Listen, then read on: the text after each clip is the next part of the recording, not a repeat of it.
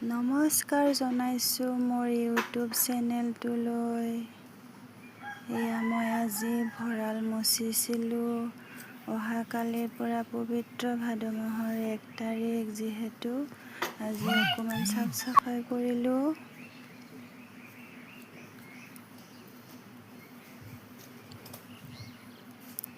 ইফালে একোয়া নামঘৰটো বনাব পৰা নাই, সেইটো কাৰণে ভঁৰালতে আমাৰ সদায় চাকি দিয়া হয়।